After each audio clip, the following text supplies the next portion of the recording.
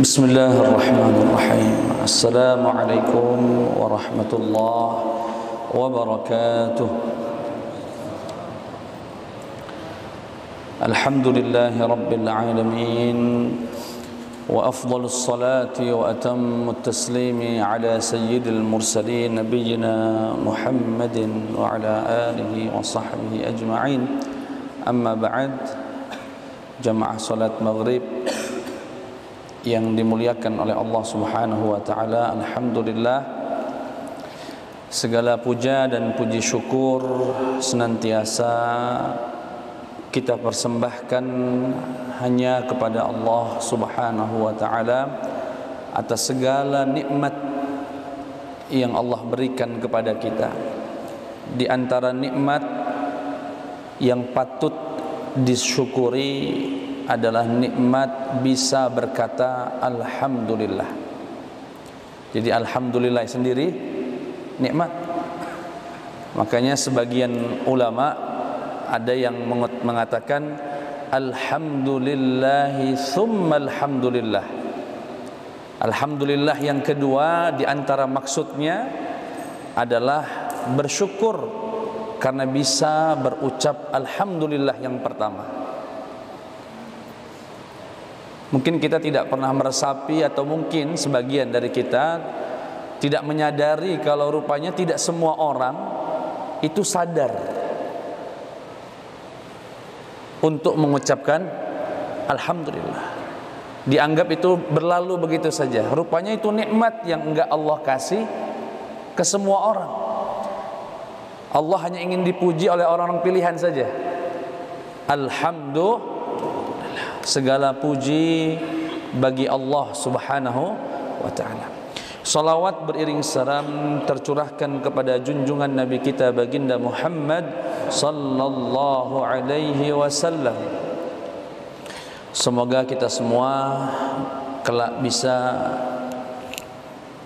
bersama Rasulullah di surganya Allah Subhanahu wa ta'ala, dan sebelum meninggal diizinkan Allah untuk bermimpi berjumpa dengan Nabi Muhammad sallallahu alaihi wasallam. Amin ya rabbal alamin. Pada malam hari ini kita akan mengkaji hadis qudsi yang ke-37 dan insyaallah dan ke-38 ya. Karena yang 37 insyaallah bisa dijelaskan dengan singkat. An Abdullah bin Amr ibn al-As, an Abdullah ibn Amr ibn al-As radhiyallahu anhuma, qal, dari sahabat Abdullah bin Amr bin As. Amr bin As ini dulu dijuluki sebagai pakar politik dari kalangan sahabat Rasulullah, pakar politik, sehingga beliau utusan Rasulullah yang mampu menaklukkan Mesir tanpa perang. Mesir itu termasuk wilayah yang takluk kepada wilayah Islam tanpa adanya kontak fisik, perang, seperti terjadi di Persia, seperti terjadi di Damaskus, di Syam. Kalau Mesir ini damai masuk. Orang Mesirnya menyambut kedatangannya, dinantikan kedatangan umat Islam itu di Mesir. Makanya masjid terbesar dinisbatkan kepada sahabat yang dulunya ya sempat jahat luar biasa sama umat Islam. Bayangkan, pertama kali hijrah sahabat Rasulullah itu ke Habasyah, ke Ethiopia, Afrika Timur. Berangkat ke sana hijrah. Rasulullah masih di kota Mekah. Tapi sebagian sahabat disuruh hijrah karena Rasulullah nggak tega, diintimidasi terus, disiksa terus. Udah hijrah saja. Berangkatlah ke sana. Sungguh di sana ada raja yang tidak terzalimi satu orang pun di wilayahnya, yang disebut dengan Raja Najasyi.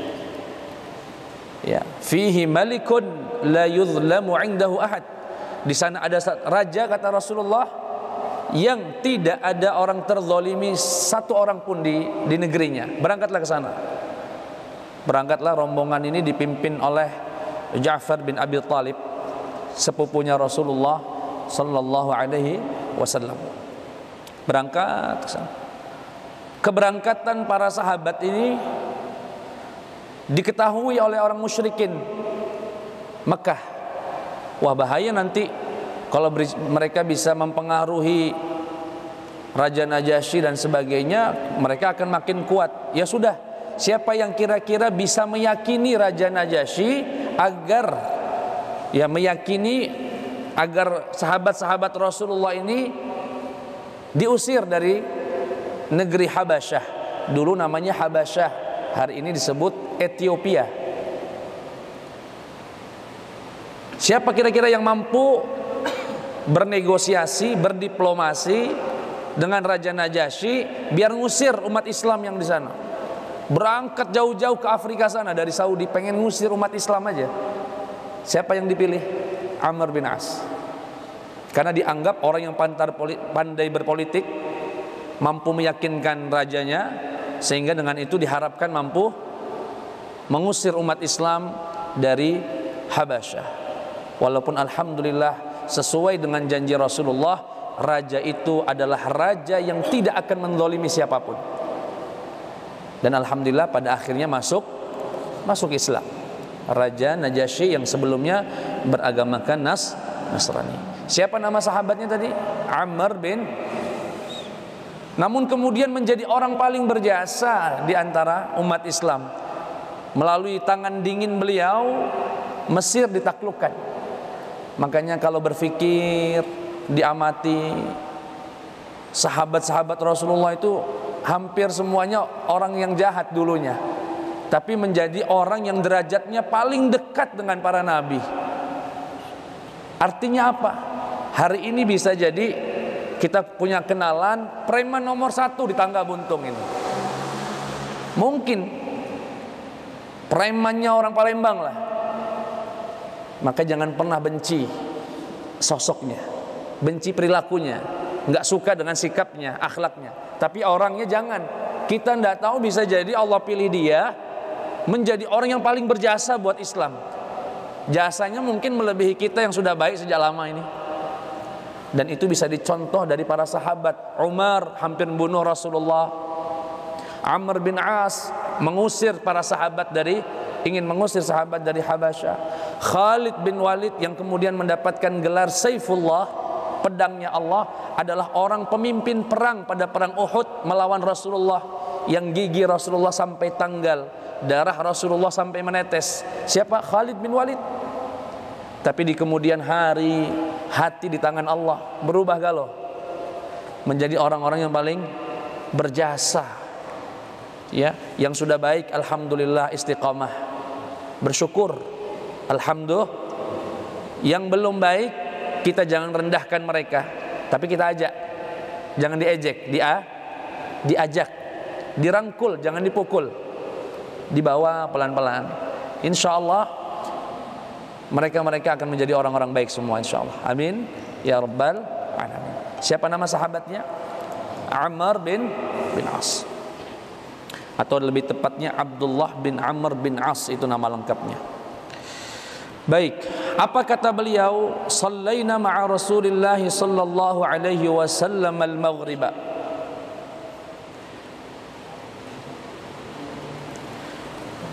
Kata beliau, kami sholat bersama Rasulullah sallallahu alaihi wasallam, sholat maghrib. Bapak Ibu yang dimuliakan Allah Subhanahu wa taala, di antara kenikmatan membaca hadis begini, ada kelezatan yang luar biasa.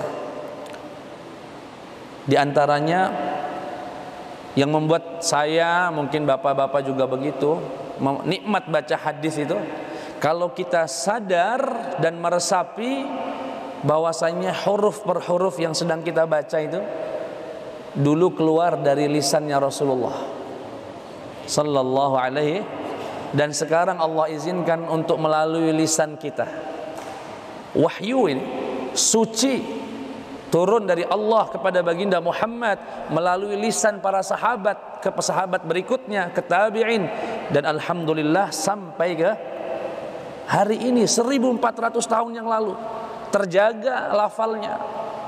Makanya kalau diresapi ya Allah, baca hadis itu lezat. Kenapa? Kalau kita resapi ya Allah, Engkau izinkan aku membaca lafal-lafal yang dulu keluar dari lisan baginda Muhammad sallallahu alaihi wasallam. Alhamdulillah. Yang kedua nikmatnya banyak membaca doa radhiyallahu anhu sallallahu alaihi wasallam. Itu berulang-ulang nanti. Sambil baca dapat ilmu, dapat sholawat, dapat mendoakan para sahabat. Berapa kebaikan itu yang insya Allah dicatat sebagai amal soleh kita semua, yang membaca ataupun yang mendengarkannya. Amin ya rabbal alamin. Kata sahabat Amr bin As, kami baru saja sholat maghrib. Faraja'a man raja' wa 'aqqaba man 'aqqab. Sebagian ada yang pulang, sebagian ada yang menunggu sholat isya. Sebagian ada yang pulang, kata sahabat Amr bin As ini, setelah kami sholat maghrib bersama Rasulullah, sebagian sahabat pulang, sebagian tetap di masjid menunggu. Faja'a Rasulullah sallallahu alaihi wasallam musri'an qad hafazahu nafas wa qad hasara an rukbatayhi faqal. Ketika sebagian sahabat masih di masjid tadi menunggu salat Isya, Rasulullah datang dengan terengah-engah nafasnya, saking cepat jalannya, nafasnya terengah-engah, ya. Dan kakinya terbuka begini. Kemudian berkata, absyiru, kabar gembira. Seakan Rasulullah baru dapat wahyu ini, baru dapat wahyu, dan wahyunya itu kabar gembira, saking senangnya, bahagianya Rasulullah dapat wahyu dari Allah Subhanahu wa taala, dan itu isinya kabar gembira. Beliau datang pengen ngasih tahu sahabat yang sedang nunggu di masjid tadi. Ya, sampai nafas beliau terengah-engah itu saking senangnya. Apa kata beliau? Absyiru, kabar gembira, kabar gembira. Hadza rabbukum, Tuhanmu Allah Subhanahu wa taala, qad fataha baban minas sama', telah membukakan pintu langit. Yubahi bikumul malaikah. Dan ya, Allah telah membukakan pintu langit dan membanggakan kalian di hadapan para malaikat. Membanggakan kalian di hadapan para malaikat. Seraya berfirman, Allah berfirman, unzuru, wahai para malaikat, lihatlah ila ibadi, lihatlah kepada hamba-hambaku yang baru saja melaksanakan sholat yang wajib dan sekarang nunggu sholat wajib berikutnya. Unzuru ila ibadi qad qadaw faridatan wahum yantaziruna ukhra. Jadi Allah membanggakan kepada para malaikat, unzuru ila ibadi, lihat si fulan tuh, lihat si fulan lagi duduk di masjid, dia baru saja sholat maghrib dan sekarang sedang menunggu sholat.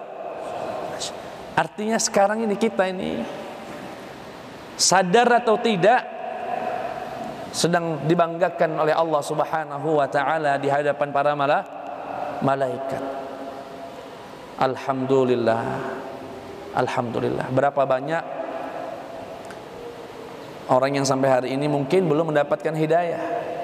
Dia lebih suka nongkrong di perempatan dan di gardu-gardu daripada di masjid. Berapa banyak yang sudah dapat hidayah, pengen ngaji, tapi kondisi tubuhnya tidak memungkinkan, sudah sakit di kasur, pengen. Makanya kita mumpung dapat hidayah, badan masih sehat, bismillah, langkahkan kaki ke masjid, hadiri majelis-majelis ta'lim, karena pada waktunya nanti kita pengen tapi tubuh tak mampu lagi. Alhamdulillah masih masih sehat ini, pikiran masih bisa mikir, badan masih sehat, rezeki masih ada, ya. Dan ajak yang lain untuk sama-sama meramaikan rumah Allah Subhanahu wa taala.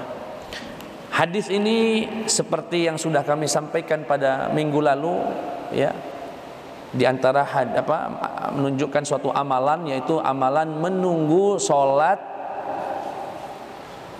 wajib, ya. Kalau zuhur ya asar, kalau asar ya isya, maghrib. Ya, kalau maghrib berarti menunggu isya. Di antara pahalanya tadi dibanggakan oleh Allah Subhanahu wa taala. Ya, dibanggakan. Kalau kita dibanggakan guru kesayangan kita, senangnya luar biasa. Guru membanggakan kita di kelas, senang banget. Atasan membanggakan kita di tempat kerja, senang sekali. Orang tua membanggakan kita di rumah, bahagia. Ini yang membanggakan pencipta, guru, orang tua, dan siapapun yang kita sayangi. Dia adalah Allah Subhanahu wa taala. Dibanggakan di hadapan para malaikat. Padahal malaikat itu, Bapak Ibu yang dimuliakan Allah, makhluk Allah yang enggak pernah maksiat. Wa yaf'aluna ma yu'marun. Disebutkan dalam Al-Qur'an, tidak pernah maksiat, selalu melaksanakan perintah Allah Subhanahu wa taala. Tapi namun demikian, meski malaikat ibadah terus, wa nahnu nusabbihu bihamdika wa nuqaddisu lak. Kami selalu bertasbih, kami selalu mensucikan-Mu ya Allah. Tapi rupanya kita ini derajatnya lebih tinggi dari malaikat. Derajatnya lebih. Kenapa? Karena ketaatan kita kepada Allah berbeda dengan ketaatan malaikat kepada Allah. Kalau ketaatan malaikat kepada Allah memang diciptakan dengan fitrah taat. Memang diciptakan dengan karakter taat, gak ada nafsu. Setan gak paca ganggu juga. Kalau taatan kita itu melalui perjuangan panjang. Ketaatan kita ini melalui perjuangan. Perjuangannya apa? Ngelawan nafsu di rumah. Misalkan tadi habis zikir misalnya, ngaji dak ya? Apa balik baik ya? Saya enak ngopi di rumah. Ngaji dak ya? Ada itu dialog di hati itu. Sebelum berangkat yang sholat subuh masjid ya, apa di rumah ya? Tidak, masjid lah, bangun.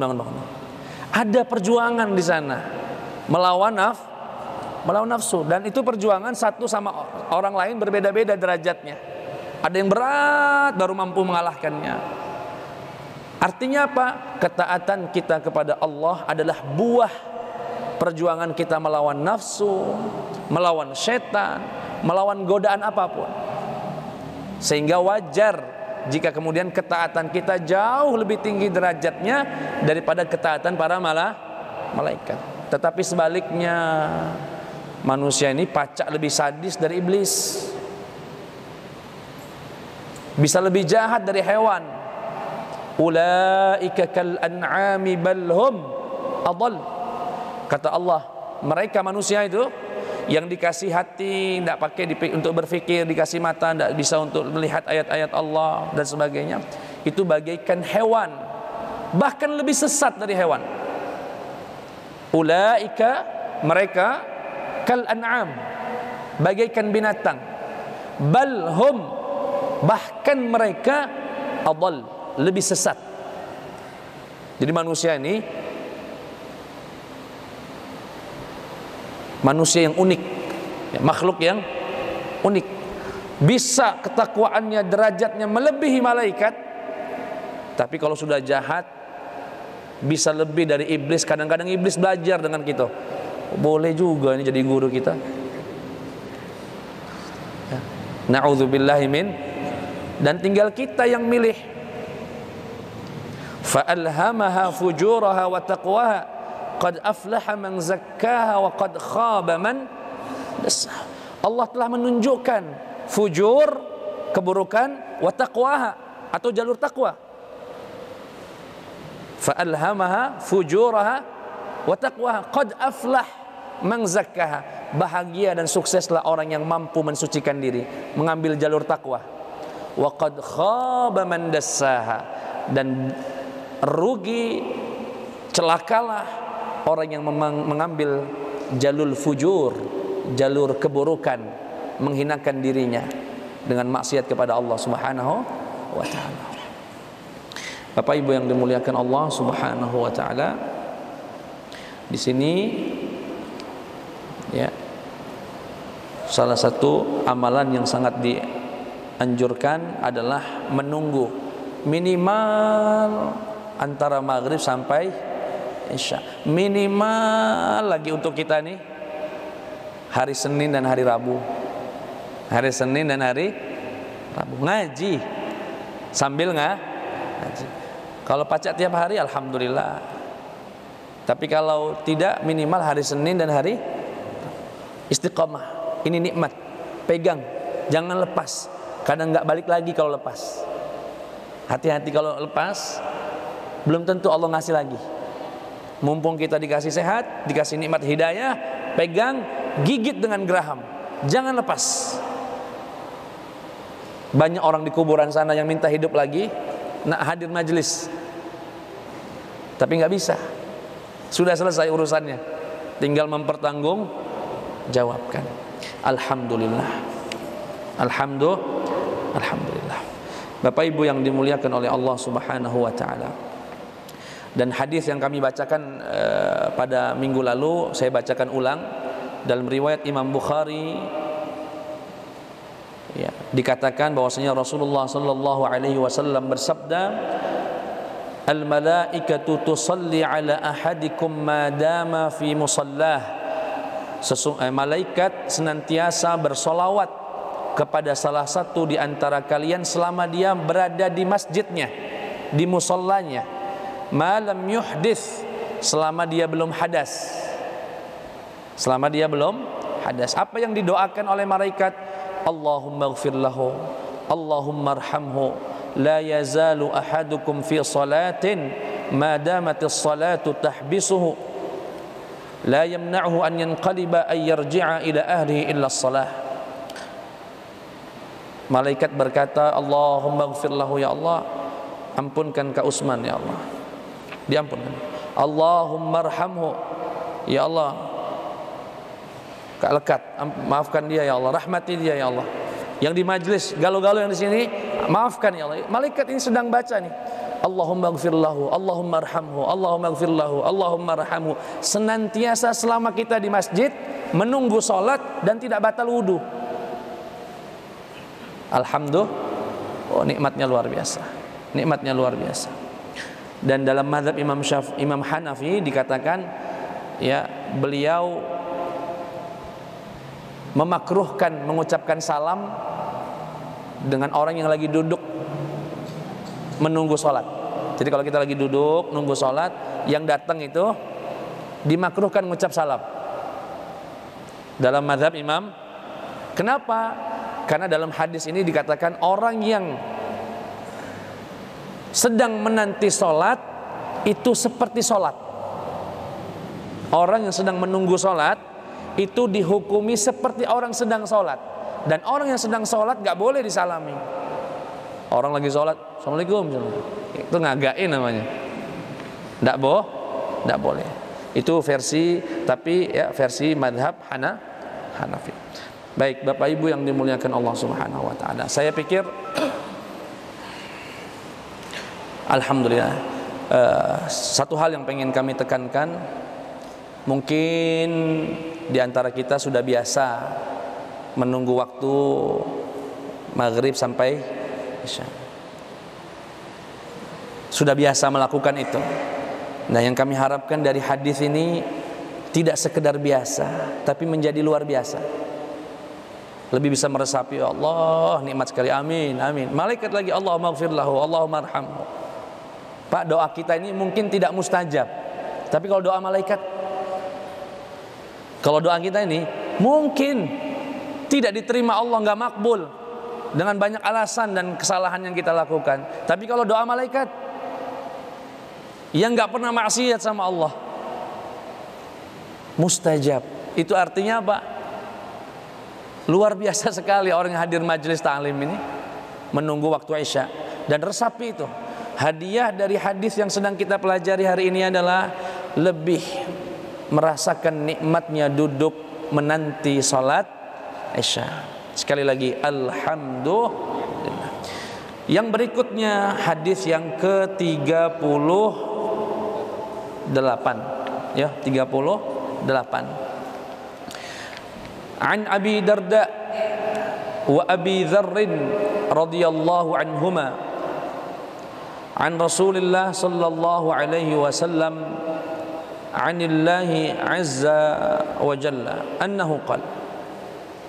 Dari sahabat Abi Darda dan Abi Dzarr radhiyallahu anhuma dari Rasulullah sallallahu alaihi wasallam dari Allah Subhanahu wa taala, di mana Allah berfirman, Ibna Adam irka'li min awalin nahar arba'a raka'atin akfika akhirahu. Wahai Bani Adam atau anak keturunan Adam, salatlah untukku di awal siang. Maksudnya salat duha ini 4 rakaat.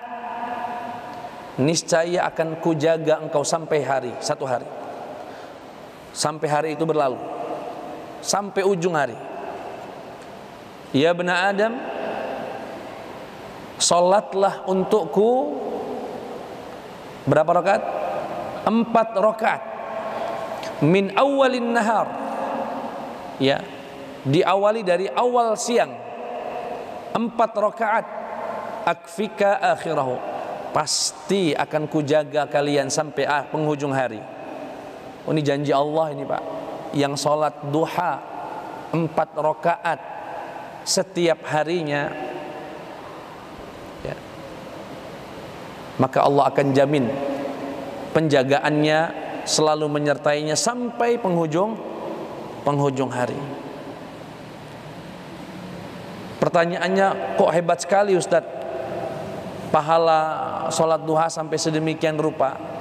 Pernah kami sampaikan pada minggu lalu, salah satu alasan yang membuat ibadah itu pahalanya makin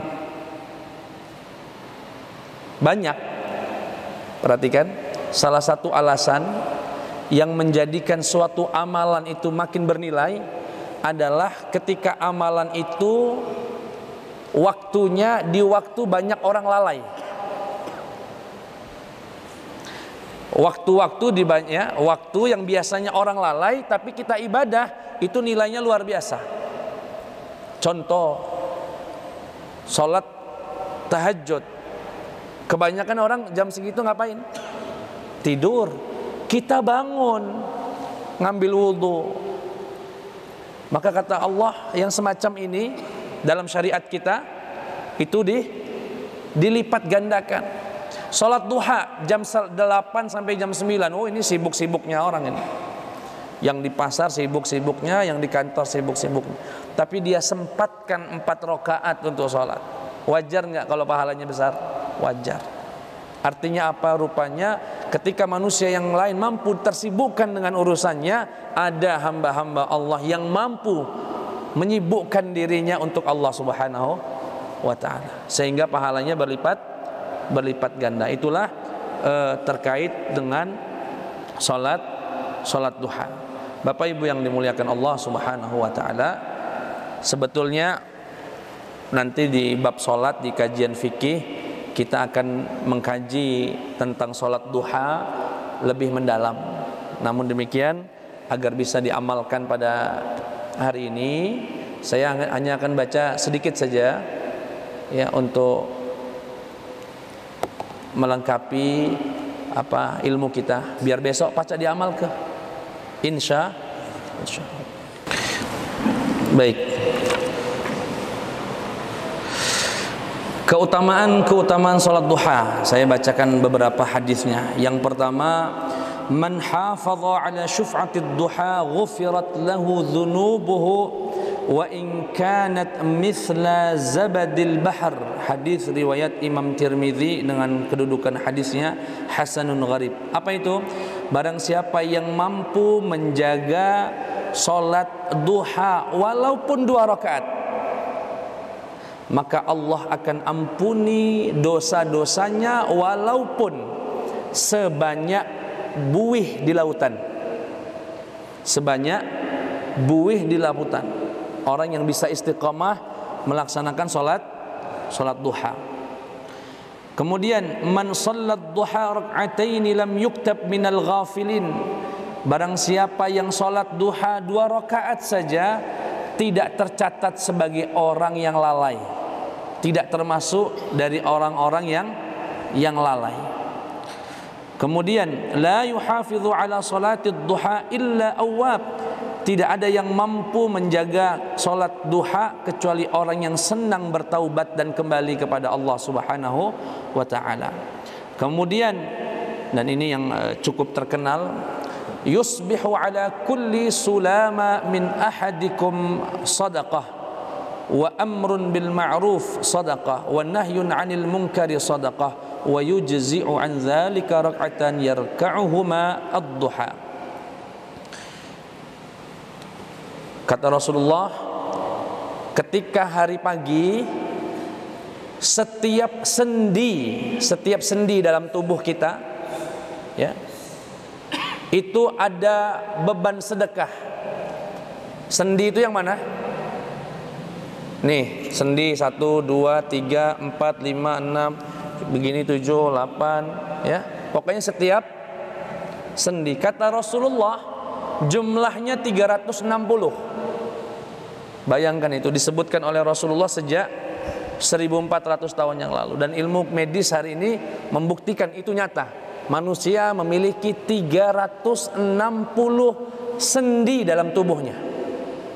Dan itu ada perintah sedekah pada setiap sendi, dimintai sedekahnya oleh Allah. Kemudian setiap tasbih sedekah, tiap tahmid sedekah, tahlil sedekah. Tapi itu semua yang 360 dengan amar ma'ruf nahi munkar, dakwah, bisa ditebus dengan 2 rakaat duha. Artinya kalau kita sudah sholat 2 rakaat duha, seakan telah menyedekahkan seluruh sendi dalam tubuh kita kepada Allah Subhanahu wa taala.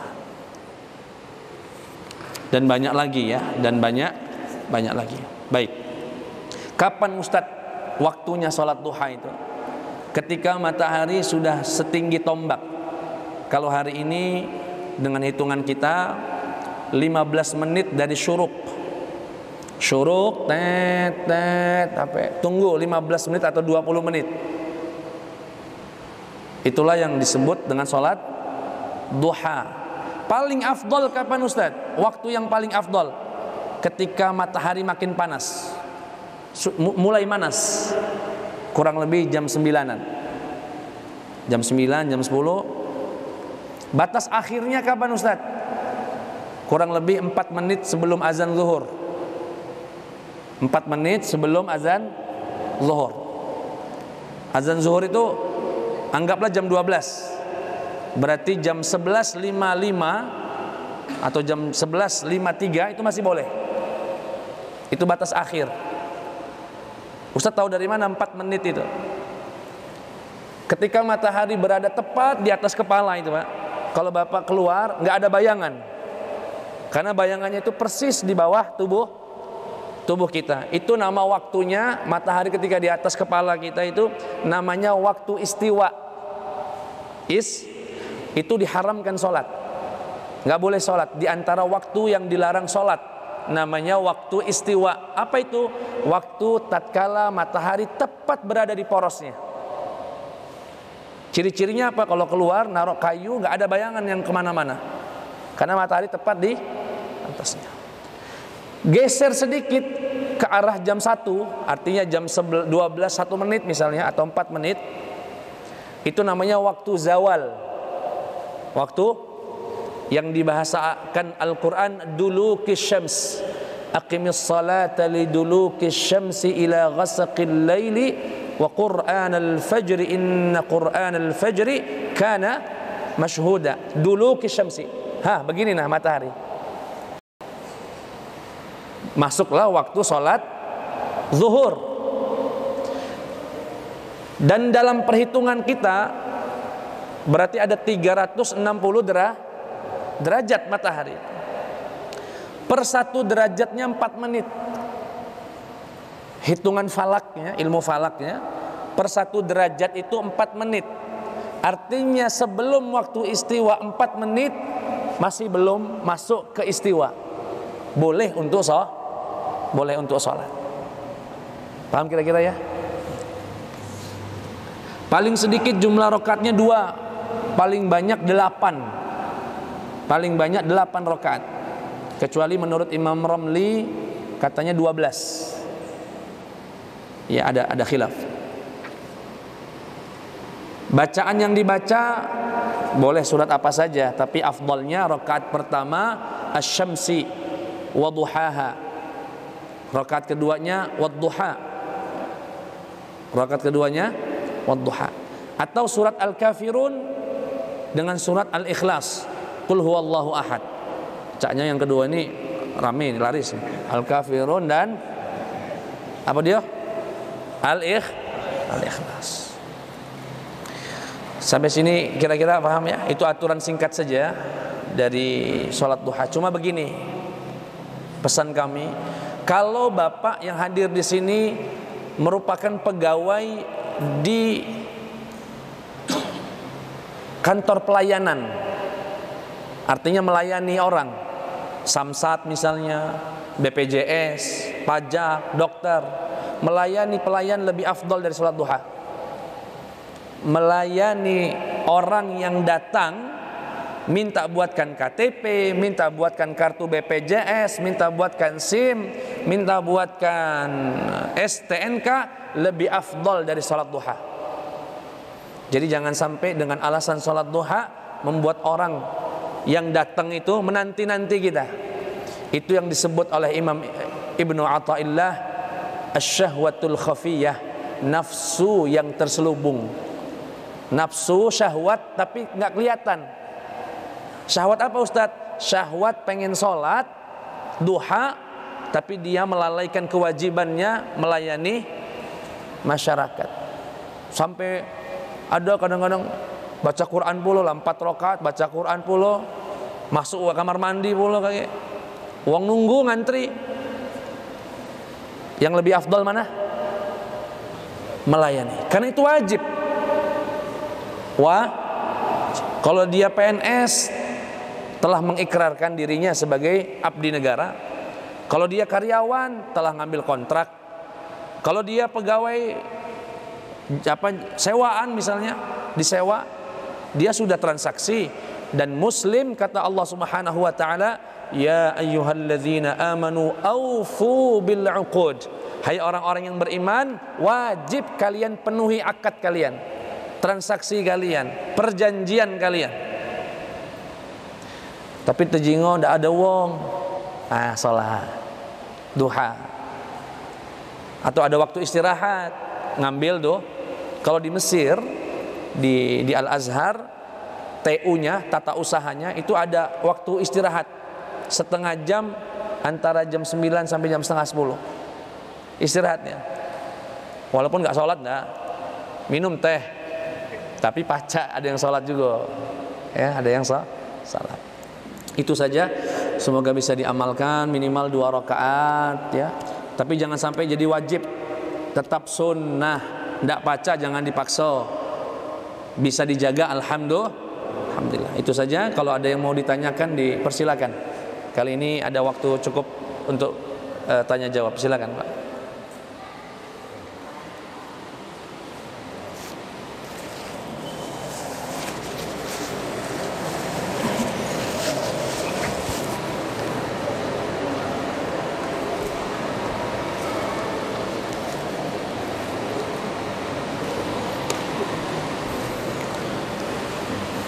Ada yang bertanya?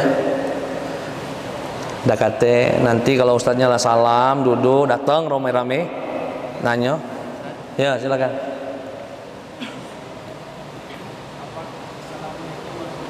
Waalaikumsalam warahmatullahi wabarakatuh.